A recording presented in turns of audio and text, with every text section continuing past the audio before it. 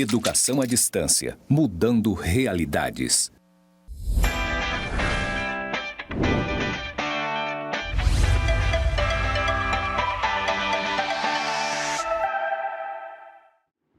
Olá, alunos, sejam bem-vindos à nossa segunda web-aula da disciplina de Matemática Básica e Aplicada. Me chamo Rafael Nink e serei o seu professor durante essa jornada. Como audiodescrição, sou um homem, loiro, estou trajando uma calça jeans, sapato social preto, camisa azul listrada e aí um blazer jeans sobre essa camisa. Ao fundo, uma plotagem branca com os dizeres em verde, EAD mudando realidade, e o meu sinal para a comunidade surda, Rafael. Na aula de hoje, daremos continuidade ao assunto de razão, só que agora vendo porcentagem, que é uma razão, e é isso que a gente vai ver, a relação de porcentagem com o conteúdo da aula passada de razão. Então, o objetivo da aula de hoje é definir porcentagem como sendo, então, uma razão centesimal, e a gente vai ver isso, como calcular porcentagens e aplicar o conceito de porcentagem como uma ferramenta de solução de situações problemas, principalmente em situações que envolvem aumentos e descontos. Então, para a gente nortear a aula de hoje, é usual conceder sempre um desconto, isso no meio comercial, quando a gente compra um determinado produto à vista. E você deve ter reparado que esse desconto geralmente é apresentado no formato de porcentagem. Olha, se você comprar à vista, você vai ter 5% de desconto. Se o pagamento for realizado usando tal modalidade, você vai ter 20% de desconto. E aí eu pergunto para vocês sabem o que é uma porcentagem? Ou como que a gente faz para calcular essa porcentagem de desconto já na compra à vista? Então, a gente define porcentagem, e é essa relação que a gente tem com a razão, como sendo uma razão, lembrando, o que era a razão? Uma comparação entre duas grandezas por meio de uma divisão. Só que no caso da porcentagem, eu vou dividir por esse denominador, esse valor B, sempre com um valor de 100. Por isso que a gente diz que é uma porcentagem, ou taxa de porcentagem, ou taxa percentual. Ou ainda, é comum ver o termo percentagem, mas ambos estão corretos. Então, quando eu digo 10%, eu estou dizendo 10 para 100, 10 dividido para 100. Historicamente, a expressão porcentagem apareceu principalmente nas obras italianas do século XV. E aí o símbolo surgiu como uma abreviatura dessa representação de divisão por 100. E quando a gente fala em porcento, então eu estou dividindo por 100. Então, se eu tenho 1%, eu tenho 1 para 100, ou 1 de 100, ou 1 a cada 100. Então, observe que a gente tem uma razão. Se tem razão, eu posso aplicar o conceito de proporção. E nas situações problemas que envolvem porcentagem, eu posso aplicar, então, o conceito de regra de 3. Então, observe, calcular 25% de 60. Então, se a gente observar lá pela definição, quando eu digo 25%, eu estou querendo dizer 25 por 100, uma razão. Para que eu consiga aplicar o conceito de proporção, eu preciso ter outra razão. E é essa razão que a gente vai expressar através dos 60. Então, sempre quando eu quero calcular a porcentagem de um objeto ou de um determinado valor, esse referencial, esse 100%, é sobre o qual será calculada a porcentagem. Então, se eu quero calcular 25% de 60, o 60 corresponde ao meu 100%. Então, eu vou escrever na mesma linha do 100%. E aí eu quero achar o quanto equivale a esses 25%. Então, esse valor que falta lá na minha proporção, eu vou chamar de x. E aí a gente tem exatamente uma regra de 3. Eu conheço 3 valores e eu quero achar um quarto valor. Como que a gente vai fazer isso? Aplicando a propriedade de proporção, que garante que se eu multiplicar cruzado, 100 vezes x, 100x, e 25 vezes 60, que vai dar um valor de 1.500, isso vai permanecer em igualdade. Então, dado uma proporção, se eu multiplicar cruzado, eu ainda continuo com a minha igualdade. Como eu quero achar o valor de x, basta eu tirar esse 100 que está multiplicando e passar dividindo. Então, eu tenho 1.500 dividido para 100, que vai dar 15. Então, o que corresponde a esse meu x, a 25% de 60, é o valor 15. Então, 25% de 60 é 15. Então, essa é a forma tradicional de resolver um cálculo de porcentagem usando regra de 3. Mas, como esse cálculo de porcentagem vai ser muito usual, a gente pode resolver isso de forma mais simplificada. Então, quando eu digo 25% de 60, eu posso simplesmente trocar esse termo d por uma multiplicação. Então, eu tenho 25%, que a gente já viu que é o mesmo que 25 por 100, e aí eu troco o d por vezes 60. Então, basta eu resolver essa multiplicação que eu já tenho a porcentagem. Eu faço 25 vezes 60, 1.500, 100 vezes o valor que está aqui embaixo, que a gente sabe que se não tem denominador, denominador é 1, então vai dar 100. Simplificando isso daqui, eu tenho 15 dividido para 1, 15. Então, resolver uma porcentagem, basta multiplicar aquela porcentagem pelo valor sobre o qual será calculado. E isso a gente costuma fazer lá na calculadora. Se eu pedir para você, resolva utilizando uma calculadora simples uma porcentagem, certamente você vai digitar o 60, vai clicar no sinal de vezes, digitar 25 e clicar no símbolo de porcentagem. É exatamente isso que a gente está fazendo, ó, 60 vezes 25%. Eu só fiz 25 vezes 60, que é a mesma coisa, 25%. Na hora de multiplicar, observe que eu fiz uma multiplicação de fração. Mas se você quiser, você poderia ter dividido 25 para 100, que é 0,25, e depois multiplicado por 60, que vai dar exatamente os mesmos 15. Então, sempre que possível, use a regra prática que acelera o processo. Se não for possível, represente no formato de regra de 3, que vai permitir que você, primeiro, entenda a construção do conceito de porcentagem, de proporção, e associe, por exemplo, aquele valor de 100%, ao equivalente ao 1.100, o valor referencial sobre o qual eu estou calculando a porcentagem. Certo? Outro exemplo. Em uma empresa cuja carteira de clientes é formada por 250 clientes. 40 desses clientes fazem compras recorrentes. Então, quantos clientes fazem compras recorrentes? Ou seja, eu preciso achar 40% desses 250. Então, eu posso fazer de forma prática 40%, 40 sobre 100, vezes 250. E aí, como eu falei, você pode dividir isso daqui, 40 para 100, ou multiplicar primeiro para depois dividir por 100.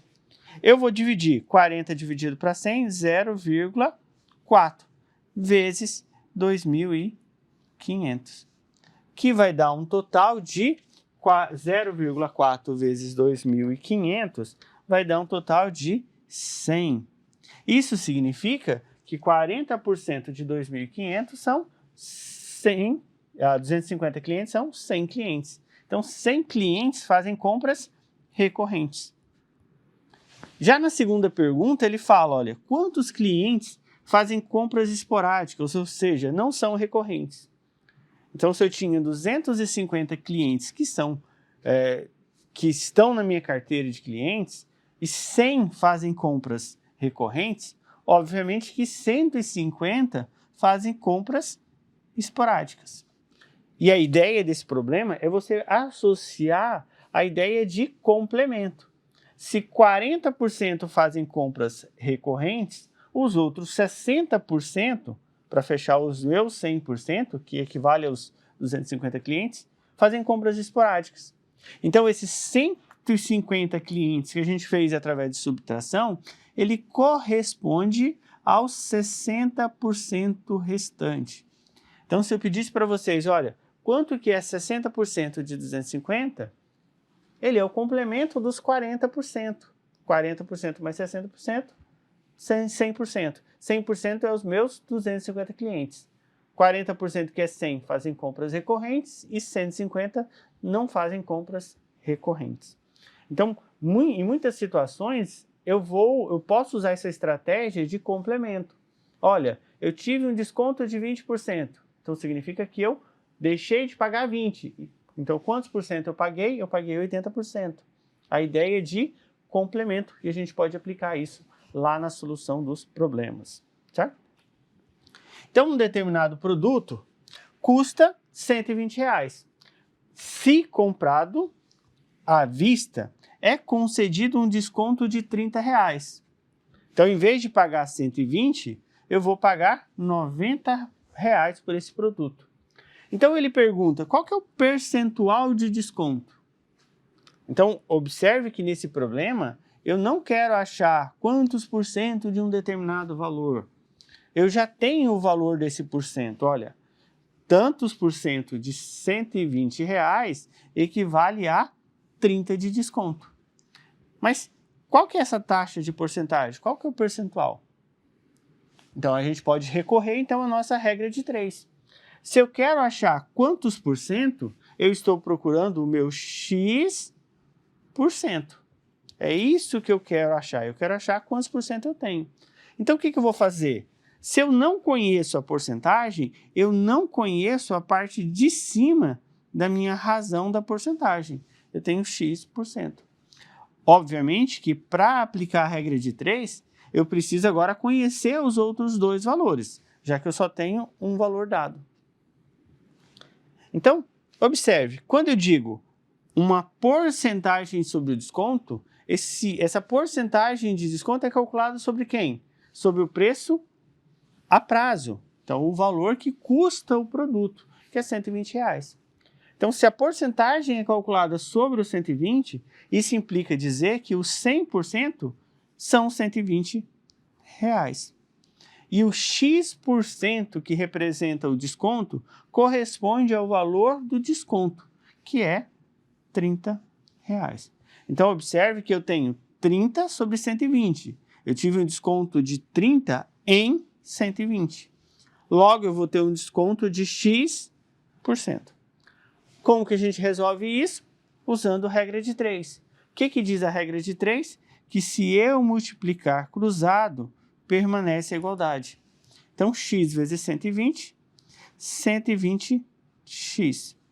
100 vezes 30 vai dar 3.000. Obviamente que para achar o x, eu vou ter que tirar esse 120. Ele está multiplicando, passa dividindo. Então, fica 3.000 dividido para 120. Isso vai corresponder a um x, que é exatamente a minha taxa percentual. Então, se eu dividir 3.000 para 120, eu vou ter um valor de 25. E o que esse valor de 25 representa? Aí a gente observa. Onde que está o x? Ele está sobre o 100. Então, significa que o meu desconto foi de 25%. Ou seja, 25% de 120 equivale a R$30. Correto? Obviamente que tem uma forma prática da gente resolver isso. Sempre quando eu quero representar uma porcentagem de uma parte de um todo, ou seja, quanto que vale esses R$30 de 120, basta eu efetuar essa divisão e depois multiplicar por 100, para representar em porcentagem. Então, se eu dividir 30 para 120, vai dar 0,25. Multiplicando por 100, eu tenho 25%, já que esse 100 é exatamente para fazer os nossos 100%. Então, esse 100 aqui equivale ao 100%. Então, deu 25%. Então, essa ideia de regra rápida de resolução nasce daqui. Porque o que a gente fez? A gente dividiu os 30 para 120 e multiplicou por 100, tá? Então, se você não conseguir lembrar dessa ideia de regra prática para resolução, volte para a regra de 3 e aí fica mais inteligível, mais legível a organização dos valores, tá? Veja outro exemplo. Ao comprar um smartphone, obtive um desconto de 12% sobre o preço que estava marcado na embalagem. Então, se eu tive um desconto, eu vou pagar menos do que o preço que está lá na embalagem. E eu paguei R$ 750 por esse smartphone. Aí ele pergunta, olha, qual que é o preço original do smartphone? Certo? Então, vamos pensar o seguinte. O preço original do smartphone é mais do que R$ 750. A porcentagem, os 12%, ele foi calculado sobre o preço marcado na embalagem. O preço marcado na embalagem é de R$ 750? Não, era um valor diferente. Então, eu não posso calcular 12% dos R$ 750, porque os R$ 750 é o que eu paguei, não é o que estava lá no produto. E a porcentagem é o preço que estava marcado no produto. O desconto foi calculado sobre esse preço marcado. Então, nesse ponto, é que eu quero que vocês lembrem lá da ideia de complemento. Se eu tive um desconto de 12%, dos 100% eu vou tirar 12%. Eu paguei 88% do produto, do valor do produto, que é o valor pago mencionado de R$ 750. Então, nesse caso, quando eu digo que eu paguei 750, esse 750 corresponde aos 88%. Ou seja, 88%, que a gente já viu que pode ser escrito na forma de fração, equivale aos R$ 750. Então, 88% equivale a 750. Eu vou colocar os 750 no numerador ou no denominador? No numerador. Por que eu vou colocar ele no numerador? Porque lembre-se, o que era o 100%? Era o preço original do produto. É o que eu estou procurando. E os 88% que eu paguei do produto é os 750. Então, sempre, quando eu quero achar a base de cálculo da porcentagem, é exatamente o 100%. Por isso que ele está na linha do 100. E aí, na hora de multiplicar, o que a gente vai fazer? Eu vou fazer a multiplicação cruzada, que é uma das propriedades da proporção. 88 vezes x, 88x. E eu faço 750 vezes 100, que vai dar 75.000. E aí, para eu achar o valor de x, como 88 está multiplicando, ele passa dividindo. Eu vou ter 75.000 dividido por 88. Logo, o meu x vale R$ 852,27. Então, o valor original do produto é de R$ 852,27.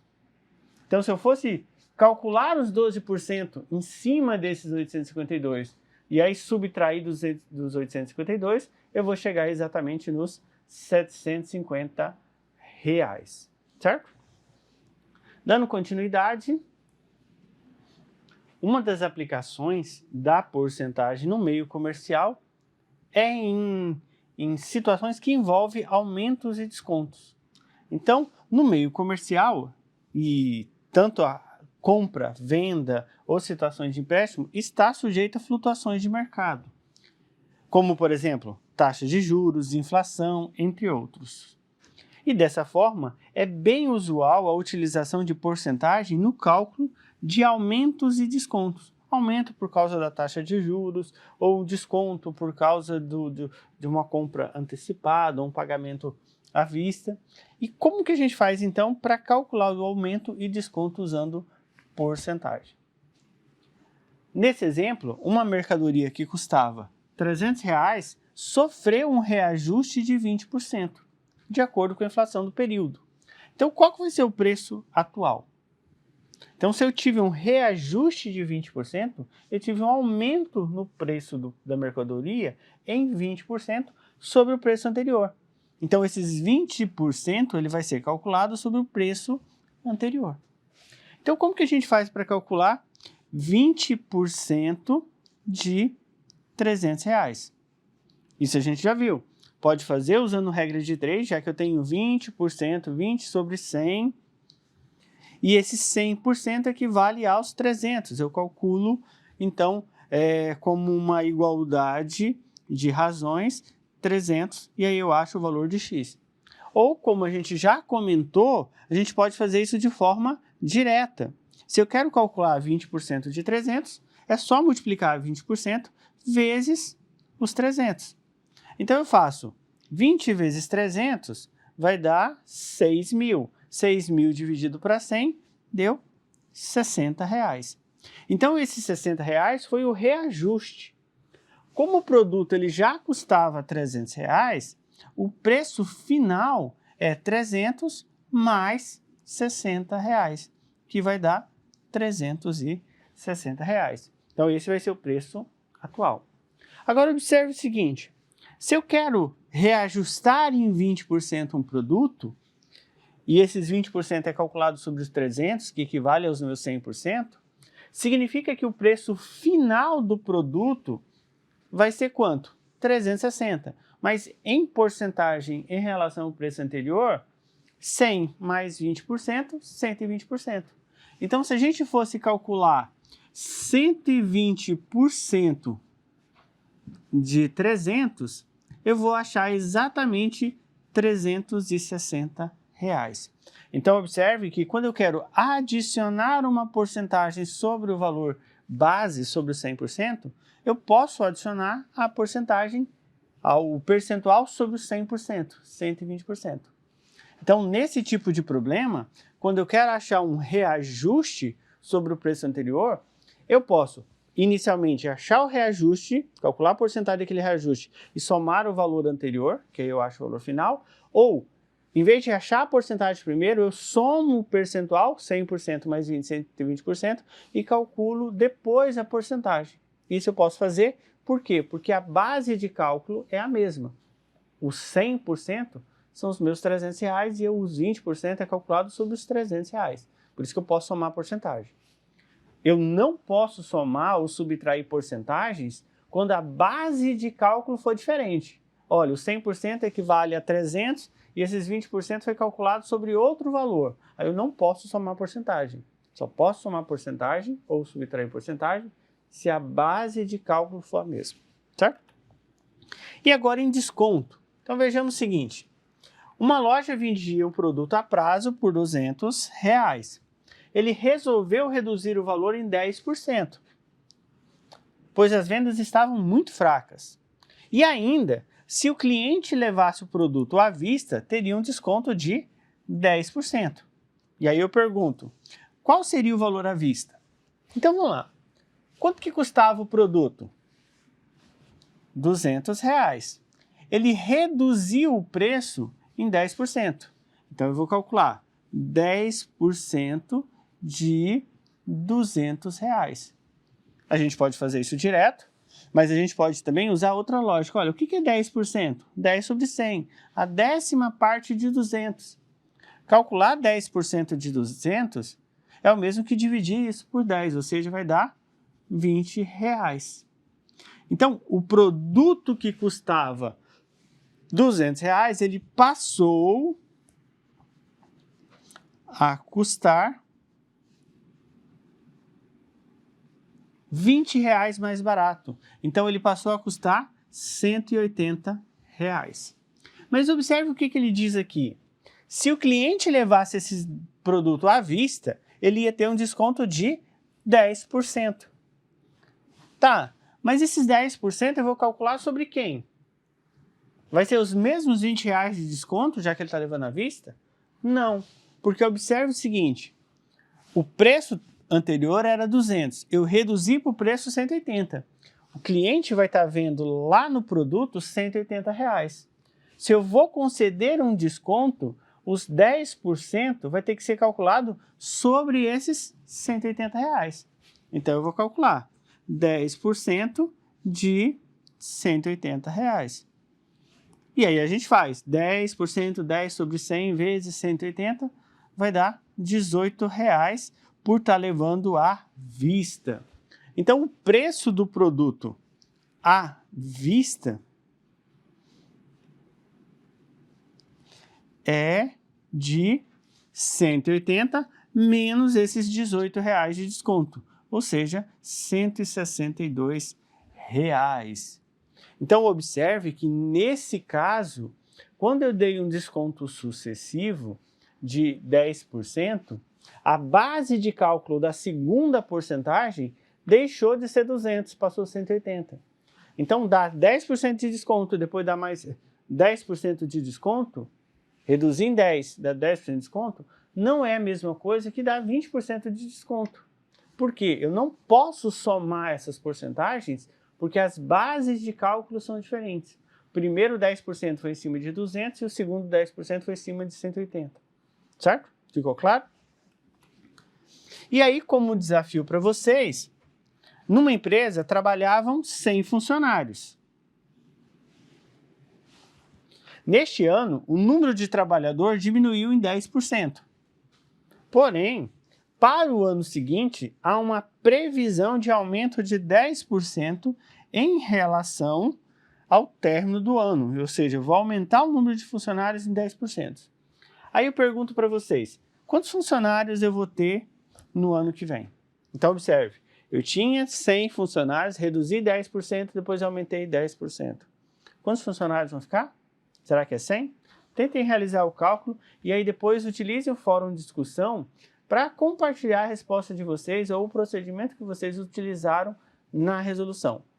Não é uma questão avaliativa, mas é importante para consolidar esse referencial lá da porcentagem, ok? Então, recapitulando, na aula de hoje falamos um pouco sobre porcentagem, em especial porcentagem como sendo uma razão centesimal. Então, se eu digo 1%, eu estou escrevendo 1 para 100, eu estou comparando com 100. E onde que a gente aplica porcentagem? Em diversas áreas. Na área comercial, é muito comum em situações que envolvem o aumento, por exemplo, aumento causado pela inflação, pelos juros, etc., ou o desconto por uma antecipação de um pagamento, etc. Então, a gente consegue aplicar porcentagem em diversas áreas no meio comercial, e isso é importante a gente ter em mente essa concepção de porcentagem como razão para a gente poder aplicar depois lá em juros simples, juros compostos, que a gente vai fazer essa transformação para a razão centesimal, ok? Ficam as referências básicas e complementares. Qualquer dúvida, utilize o ambiente virtual de aprendizagem, entre em contato com o tutor, interaja com os colegas para sanar essas dúvidas, para não acumular para a próxima aula, que a gente já vai falar de juros simples, ok? Até a próxima aula.